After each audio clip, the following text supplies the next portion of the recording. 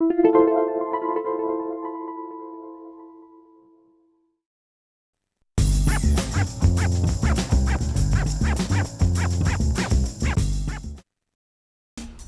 to My Long Island TV.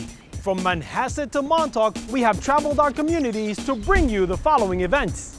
I'm your host, Waldo Cabrera. My Long Island TV starts now.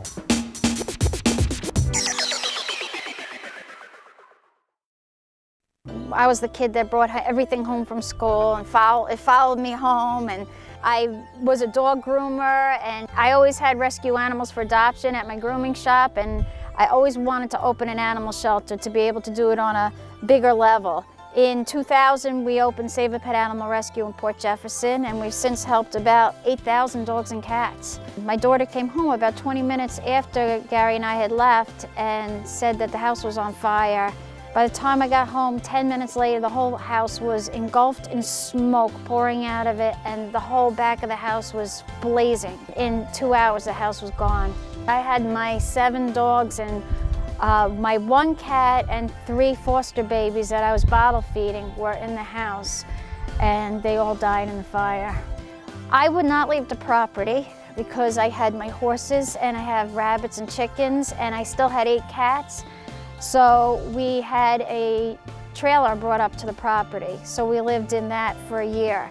My husband and I and 4 kids. So that was a little cramped. We could have rented a house somewhere, you know, but I wouldn't leave the property.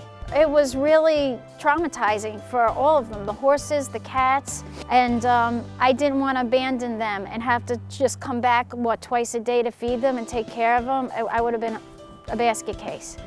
It was incredible. I got like 2,000 cards just because they know what an animal lover I am, and fellow animal lovers have a special kinship, and they knew the heartache, you know, from me losing my animals. So it's like you just kind of have a connection with other animal lovers and everybody else, all my neighbors and everybody in the community. We've been here for 25 years, and I never realized how many lives I've touched and how many people touched my life. It's a new beginning. We rebuilt the house, and I have 3 new dogs now. I have Dante, Bacci, and Tootsie. Well, that's Bacci, one of my new Italian Mastiffs. He's a year old. I took him because he's epileptic. If you haven't seen an animal have a seizure, it's a pretty scary thing. They lose control, they foam at the mouth, they shake, and it's scary. It's scary. But when he's having a seizure, I just sit with him, I pet him until he comes out of it, and it usually lasts about 5 minutes.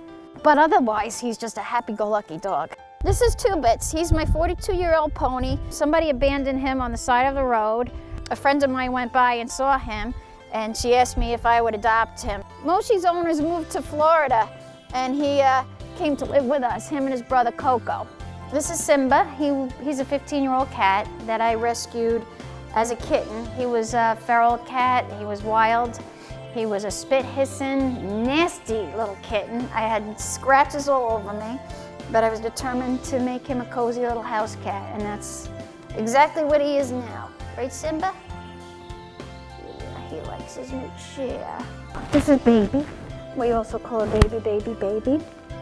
I bottle fed her when she was a newborn.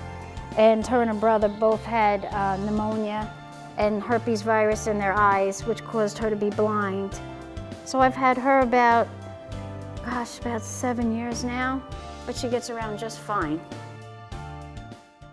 We never found Roxy, Gretel, or Heidi. It was like my own little 9/11 here. It was horrible. We had them all cremated. And I have all their ashes here. And the ones that we didn't find, I have pictures of. You know, I have a couple of pictures of my dachshunds at work, and that's it. Because all our photographs, everything was destroyed in the fire. All my Bettys.